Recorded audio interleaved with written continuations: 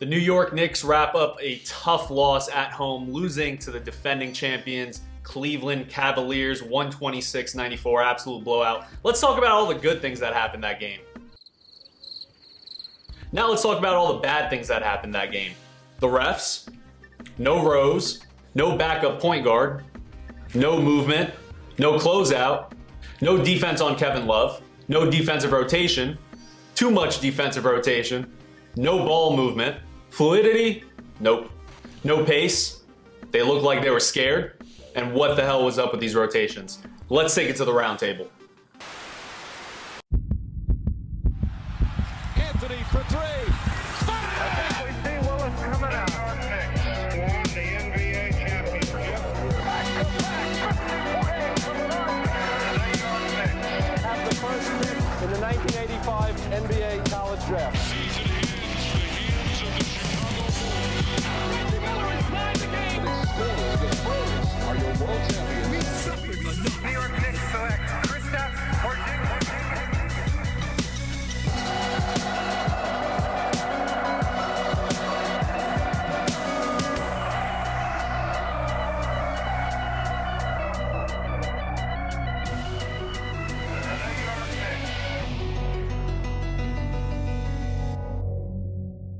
Welcome to the MadGood Knicks show. I'm Far. That's TK. That's Jay. We're here to give you all the Knicks news all damn time, no matter how bad or good it might or might not be. First and foremost, thank you, all the fans. 1,000 followers on Instagram. Check us out at MadGood Knicks show. Follow us. Why not? Help us get to 2,000. We'll shout you guys out. We'll see. All right, Knicks lost a big one at home. And boy, did they lay the egg here. 126-94 against the Cleveland Cavaliers. Now, we weren't expecting a whole lot, but I was not expecting basically an encore of what happened game one of the regular season. You're right. Shit, I'm sorry. I keep looking down, and I got this comment on YouTube. We did, and this guy just really got to me. He kept saying how I look down. I dress unprofessional. This guy has a nice hat. He complimented his hat. Thanks. But we all look My like hat, not fuckboys so anyway. But with that being said, I'm glad you wore something a little less fuckboyish today, John. You look good, man. You look Thanks, good. man. Way to put us to shame. Anyway, Back to the show. Back to the Back to show. the show. Sorry. We got sidetracked. By the way, if you want to see guys in suits talk about sports, go to ESPN, not the MadGood Knicks show. That's it. We'll just leave it at that. I want to get to the topic of discussion here, guys. First thing to kick off the roundtable. It's tough to not talk about such a shitty loss here that the Knicks put up against Cavaliers, but at the end of the day, the Knicks are 12-10. We're still in the top 8 in the Eastern Conference. We're doing all right. We're doing okay guys. What are your guys' thoughts? What do we look at now that we're 12-10 here, Jay? I don't think we can focus too much on tonight's game. Yeah. At the end of the day, please remember these are the fucking champions we're talking about. So, if we play bad against them, there's nothing to be ashamed of. Sure, we still have things to work on. We look like a shit show out there, but these are the champs. And no Rose. By the way, TK pointed out in the fourth quarter, these people are doing the fucking water bottle challenge. Yeah, what was Fuck that you about? for that shit. Let's talk about that quickly. LeBron James, one reason why you'll never in your lifetime Shame on you, bro. be compared to Michael Jordan is because of that bullshit you pulled. Seriously, dude. I'm not saying that as a bitter Knicks fan, kind of, but not fully. If I saw that at another game, I'd still be like, bro, this is Madison Square Garden. This is the biggest stage in the world. This is the Mecca. Show some damn respect. That's it. None facts. T, 12-10 record. You know what's funny about this far? Usually during the game, I have a bunch of notes, and I like to come prepared, as we all do here. My notebook is fucking empty right now, okay? Knicks have been playing really, really well. Okay. Let's recap. And we had a healthy Rose, which is most important, which we didn't have tonight. So guys, don't overreact. The Knicks were without a starting point guard because Jennings, to me, is still a backup. And there was no backup to the backup. So we looked a little Would you say, though, that we played lost here. really, really well the past few games? Because we damn near blew the leads. In all of them. In all. I think what's important. But that's not the issue.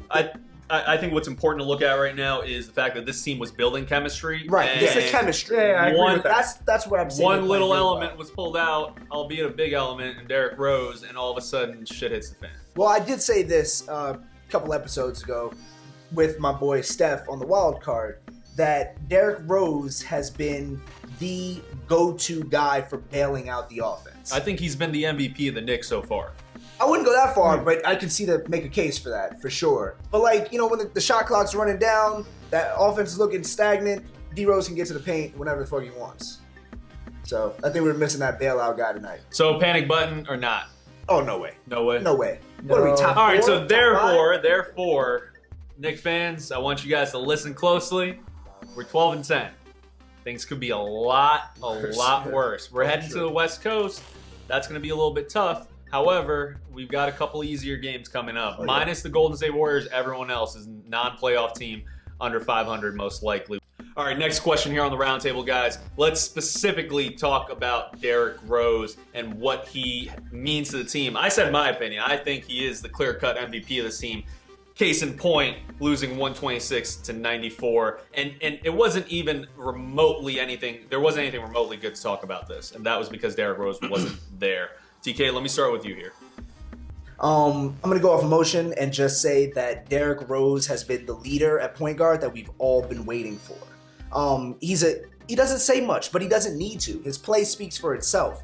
The guy, I believe, is averaging somewhat upwards of 19 points per game in the last 5 games or so. Yeah. Last 9 games. Last 9 games, excuse me. And that's crucial to any team. When you lose a 19-point scorer, that says a lot. So I think there's a case to be made for him to be the MVP of the team. Jay? I think it's more so the opportunities he creates when he's driving to the basket. Plus, he's more athletic than Brandon Jennings. Brandon Jennings And is bigger. Yeah, no, of course. But we've seen some amazing, replay, highlight, Sports Center type of plays from Derrick Rose. Not to take away anything from Jennings, but we saw him get blocked multiple times or just get manhandled down there. So Derrick Rose, I think he really completes the big three of the New York Knicks and Kristaps Porzingis and Carmelo Anthony. We really took for granted also what he has done for these players even defensively. KP looked lost out there once again against Kevin Love because he kept having to help against the guards that were penetrating within the paint. How about you what guys? point He looked do you- winded. Winded? Back-to-back games, but I don't know. Porzy, he was falling flat on a lot of shots. Yeah. He looked a little Oh, no, you're winded wrong. out there. When you're coming off of a back-to-back and you get in as late as you did last night, what's the challenge of trying to face a team? I mean, they're the best in the NBA for a reason. Right. It's of course coming into the same game. We knew it was not going to be easy. Flying in that late and playing against a championship type of team. But we had to be ready. We had to be ready mentally and physically, and the best we can. Whether he's wrong or right here, Porzy didn't have a great game shooting last night either. So that goes to say something. He may be tired overall, but I don't see why KP has to guard Kevin Love. That just makes no sense to me. We need KP to be in the post to grab rebounds. Yeah. Kevin Love stretches the floor. We know he's either going to hit him with a pump fake. Well, what's the KP's alternative here? gonna What's the alternative here? What could have if you're Jeff Hornacek, what are you doing? At this point, man, put Lance Thomas in the game. I'm not a huge advocate of Lance Thomas, but have Lance guard Kevin Love. Have KP on Tristan Thompson. Tristan Thompson doesn't step anywhere outside of the paint. He has nothing but paint on his sneakers. So we know he's not going anywhere. KP can shut his shit down and rebound with the best of them. But Kevin Love is just a matchup nightmare. And I also think one thing to point out here is Jeff Hornacek's hands. As a coach, your hands are tied if your players come out absolutely flat. You can make as many adjustments as you want, but against the defending champion Cleveland Cavaliers, it's hard to come back. But I'm not even talking about adjustments. I'm talking about going into the game. This has been a cycle here. He got killed by Kevin Love the first game of the season. Ryan Anderson damn near lit his ass up for a career high. I think he had damn near 40 points or something like that.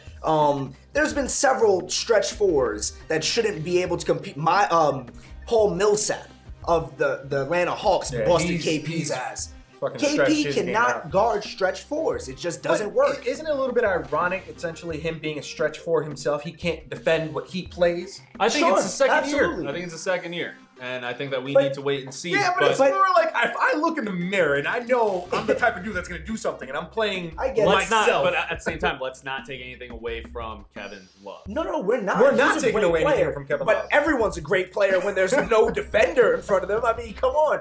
You have to understand, bro. Like, this is what stretch fours do to league. And I don't mean to go off in a tangent, but stretch fours remove your power forward or your big man from the paint. So it allows the loose balls to go to your team who can crowd the paint. They get the rebounds. The Knicks removed their second leading rebounder in Porzingis from the paint because he had to go stretch out and defend Kevin Love. It's just not going to work. Teams are smarter than that now. And D'Antoni was the architect of that, the stretch fours. Let's pull everybody out of the paint. Yep. Come on, man. It just doesn't make sense. Knowledge dropped. All right, guys. Final question here on the round table. Carmelo Anthony, what would the MadGood Knicks show be if we didn't address something about Melo? Specifically, we've spoken about this before. Melo's ISO ball versus the team not moving. Yeah. Shout out to the Instagram account who did point this out. We did mention the fact that the team really wasn't moving when the ball's in his hand. Yeah. Is it the chicken or the egg? It's a catch-22. What comes first? Is Melo just being too stagnant? So it seems like, why bother cutting? His head's always down and he's looking to shoot. Yeah. Or is it Melo's holding the ball because the team isn't cutting? What is the issue here, guys? John? I saw even when Melo was sitting down, we weren't cutting, we weren't moving.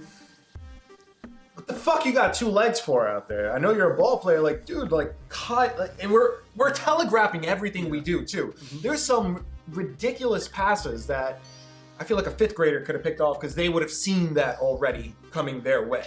And we're doing a terrible job at that. See? It's interesting because Melo hasn't had quite the caliber of teammates that LeBron has had over the years. And I hate to make this comparison because everyone does it. But I think Melo's still adjusting to the fact that, hey, I have teammates that can put the ball in the hoop. And it's interesting to say because, yes, it falls on the players, but at the same time, the players' mentality must be like, all right, Melo has the ball. He's not going to give it up anyway. They're only 21, 22 games into the season. You know, things are going to take time. I'm sorry, I'm a Knicks fan. Yeah, we don't that's believe too in time. damn long, Yeah, man. well, it's been too damn long. That's too damn long. It has been too damn long. At the very least, the thing that I can say is we've seen progression from Melo. We've seen that desire to, okay, I'm going to pass the ball. He's been booed several times for holding on to the ball. Yes, we've seen. But it also falls on the teammates and the players as well. I don't think there has been a marquee game that I could point to where I say Carmelo Anthony has turned the tide this season. Oh, probably not. Yeah, and you're right. you know, I'm waiting to see that. I think we're all collectively as Knicks fans waiting to see just this team. I think he's still riding high from like the Olympics. Really?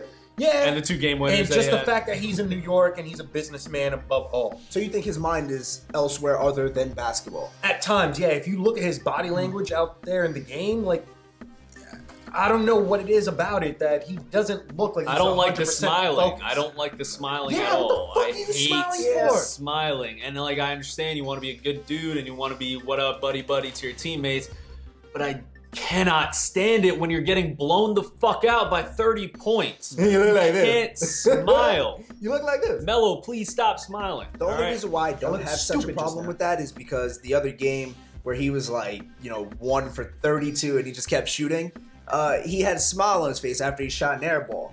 But that same game, he came back and hit the game winner. Yeah. So, bro, smile all you want. If you're going to hit the shot when it counts, I'll take it. Yeah, but like if I'm there not gonna was take Mark it. Madsen out there hitting game winners, but he sucked during the game, would Mark Madsen be It happens, man. more Melo's a happy elevated? person. Melo's a happy guy. At the end of the day, if you're going to be a I'm happy smiling guy, right now. The Knicks lost. if you're going to be a happy guy and not win chips, I can't handle it. I'm going to leave it off with this note. The refs are goddamn awful and they're unfair to Carmelo Anthony, to his credit. That's going to do it for the roundtable. Let's take it to the... That was poor cohesion, guys. Come on. We're 7 episodes in. We should get this by now. Nah, man, fuck LeBron. I was working on it. All right. Well, let's take it to the wild card. Wild card. Fuck you, bro. Well, come back soon, D-Rose. Wild card, bro. Wild card! Check my text. What is going on, guys? My name is Seth. This is Pete. That was one of the worst games I've witnessed in my entire life. But hey, 1,000 followers. At least we got a new toy. That's what's up. So what did we discuss this week on the wild card segment? We're discussing quarter by quarter analysis for the New York Knicks. Now, the way we wanted to compare this was by getting the averages of the NBA, how they do quarter by quarter, and compare them to the Knicks, and we found some really interesting trends. So here to start it off is my main man, better half Pete. All right, let's kick it off with points. Now the solid line is Knicks, the dotted line is the NBA average. One of the things we drew from this is, and something we saw in the Cleveland game, is the Knicks get off to pretty slow starts compared to the rest of the NBA points-wise. They pick it up in the fourth quarter. It's sort of almost like a reaction, like, holy shit, we got to catch up or whatever. But we would like to see a little bit more energy in the Knicks setting the tempo more as opposed to just sort of sitting back and sort of reacting to the game and see where it goes. So, points. Right, and as you can see in the first quarter and the third quarter, that's their low point versus the second and fourth is their high point, which is kind of telling me that, like, once they get out of the locker room or once they, hit the floor in the first quarter, they're having a little hard time getting their gears flowing. But once things get good, the second and fourth quarter, they do better. All right, next on the whiteboard is three-point shooting, three-point attempts to be specific, and three-point percentage. In the NBA, the three-point attempts ranges 5 to 8 a quarter, 32 to 40%. You can see the Knicks' attempts in three-pointers towards the end of the game skyrocket compared to the NBA average. Are they tired? Are they not moving the ball anymore? Are they jacking up shots to catch up in close games? Something about how they're not putting work in the paint towards the end of the game is evident here. Three-point percentage, same thing. With those attempts, the percentage just falls off a cliff, so not really a point in putting up those shots. Right. What do you see in that? This is exactly what we don't want. You see the fourth quarter, our attempts are at their highest, and if you look at the three-point percentage, our three-point percentage is very low. So if you have a lot of attempts, your percentage is very low. That's just, you can't just take that. And especially with a team that we don't have any typical shooters, we don't have a classic shooter, to think that our attempts really rise way above the NBA average shouldn't be happening. Yeah, good point. Next that we're going to be speaking is turnovers. Here we can see that the NBA is at a steady average with turnovers. The Knicks have a crazy spike, especially coming into the third quarter. And that can be attested to a few things. And one of the things we think is that the first half, we never come into the second half with a significant lead. We're never really blowing out teams. I guess this locker room talk gets us really hyped. We come out, we try to gain this lead, we try to really run this train, but I guess we take too many risky passes and we end up turning the ball over. All right, the next one is going to be a little bit confusing. We're talking free throws made and free throws attempted. So we've got 4 lines here, 2 of them corresponding to the NBA, 2 to the Knicks. And some of the takeaways, just to spoil it for you, are that the attempts and makes, as far as the Knicks go, and the free throws are a lot lower than the NBA average, and they're a lot less consistent. Particularly, you see in the second quarter, they've got a good amount of attempts, not a lot of makes, but overall they're not getting to the free throw line. It's just one of the things that we've noticed watching the games, but the stats show compared to the entire NBA, they're below, subpar, and they don't get to the line as consistently. The NBA line is more of a understandable trend. What's up with the Knicks? Yeah, another interesting thing that I noticed here, if you see these 2 solid lines right here, those are both the New York Knicks. Now, the difference between these 2 New York Knicks right here would correspond to the free throw percentage. Now, the closer together they are, the better the percentage, since they're making as close as an amount as they're attempting. So that's a better percentage. But in the second and fourth quarters, they start getting away from each other. Now, I don't really know what that's attributed to. I mean, do you have any? They're not driving. One of our previous wild cards, we talked about their limited drives and their limited paint work. When they're not doing that, the defense collapses on the 3. They can't shoot. Keep driving. Your field goal percentage is up there when we drive. All these things are related. The next stat is fouls, something we've always had trouble with throughout this season. I mean, the other night, even KP did a stupid open path foul, drawing his 4th foul in the game, which makes me think these guys don't even know what they're doing, what foul number they're at. But in general, in the first and third quarters, just like our other stat, coming out of the locker room, we're a little too aggressive, it seems, maybe a little lazy, we're not warmed up, we're fouling. However, in the second and fourth quarters, we end up meeting the NBA average. Fouls is something that, fouls are something that we don't need, especially when we don't even go to the free throw line ourselves. It's something that shows that the players are very lackadaisical and they aren't closing out when they're supposed to be closing out, and they're just relying on their lazy fouling. Yeah. Well, when our big guys get in foul trouble, the other team just bust our ass in the paint. We've seen that time and time again. But when we don't get the other team in foul trouble, right, because we're not driving, that allows them to crowd the paint, that allows them to collapse on defense, and that further perpetuates the problem of us not driving. So foul trouble, KP, Noah, big guys, be a little smarter. And even Carmelo in the Cleveland game, he was jumping out on shooters on the 3. Foul trouble. Don't do it. Don't do it. Last but certainly not least in this litany of stats we've been through is the plus-minus stat, right? So the NBA plus-minus kind of hovers around 0. That makes sense. If you average out the whole NBA, it's going to end up about 0 because that's how the teams are. But the Knicks, first through second, the whole graph itself is below the axis line. So we're negative as far as plus-minus for every single quarter we play. But what was really surprising is after the second quarter, our average goes nosedives down. So compared to the average of the NBA, we do a lot worse in third and fourth quarters than we do in the first and second. Something that we sort of noticed in some of the earlier graphs pointing to some of that behavior. We get into foul trouble. We're shooting way too many threes instead of moving the ball around. So something to pay attention to, maybe a way we can improve the games. Get off to better starts in terms of dictating the tempo, but third and fourth quarter, just be a little bit smarter about how you're executing on your offense and defense, because the drop-off is there. I guess where other teams take it a little bit more seriously as the game winds down, the Knicks tend to peter off. So, right. Just a reminder for our viewers who didn't watch our episode on the plus-minus. The plus-minus is basically the difference in points that occur in a game throughout the 4 quarters. So it sucks because we have been noticing that the first half we end up doing much better than in the second half. We almost blew a few leads out this season, leading the game by 20 and then getting to a close game down the stretch, and that's really evident by our plus-minus graph. I like this whiteboard. You'll probably be seeing it again. And that's it for the wild card. We'll leave you off with the memes of the week. Memes the weakest. Will I quit? Will I quit? They claim that I'm bound up, but still I kick. Representing, never give up on a good thing. Wouldn't stop it if we could, it's a hood thing. And now I'm like a major threat, cause I remind you of the things you were made to forget. Bring the noise to all my boys, know the real from the buses and the decoys. And if you hustle like a real G, pump your fists if you feel me, holler if you hear me. Learn to survive in the non-trait, I make